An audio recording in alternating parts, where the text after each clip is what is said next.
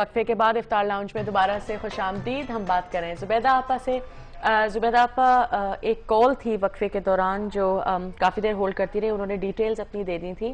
وفا صاحبہ کا فون تھا. وہ کہہ رہی تھی وہ 22 سال کی ہیں اور 60 کلو ان کا وزن ہے اور ان کے بال بہت گر رہے ہیں اور ان کا وزن بھی بڑھتا جا رہا ہے. میں نے ابھی وزن کا تو بتایا تھا، وہ آپ کر کے دیکھیں.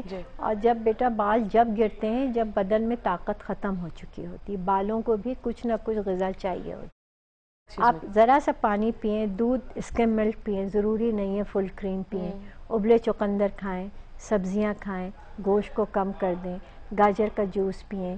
پھر آپ دیکھیں انشاءاللہ. اور ایک تیل میں آپ کو بتا رہی ہوں، آپ لگائیں گی تو آپ کے بال انشاءاللہ بہت اچھے ہوں گے. ناریل کا تیل لے لیں، آدھا لیٹر لے لیں، اور اس کے اندر آپ نے آدھا کلو اگر ناریل کا تیل ہے تو آپ نے اس میں 1 چائے کا چمچہ میتھی دانہ، 1 چائے کا چمچہ کلونجی توے کے اوپر بھون لیں اور گدرا گدرا پیس کے تیل میں ڈالیں اور دھوپ میں رکھ دیں. دھوپ میں ہی رکھی رہے.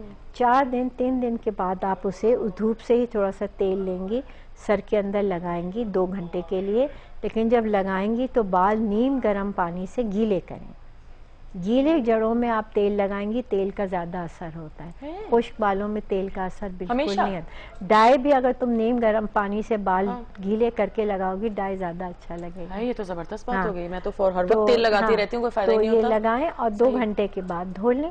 آپ دیکھیں آپ کے بالوں میں، کیونکہ جس بچی نے یہ مجھے کیونکہ مجھے نہیں معلوم تھا، ایک بچی نے بتائی اور اس کی بچی کے گھر والوں کے بال ہیں، نہ انہوں نے ڈائی کیا زندگی میں کبھی، اور بال گھٹنوں سے نیچے ہیں سب کے. بالکل.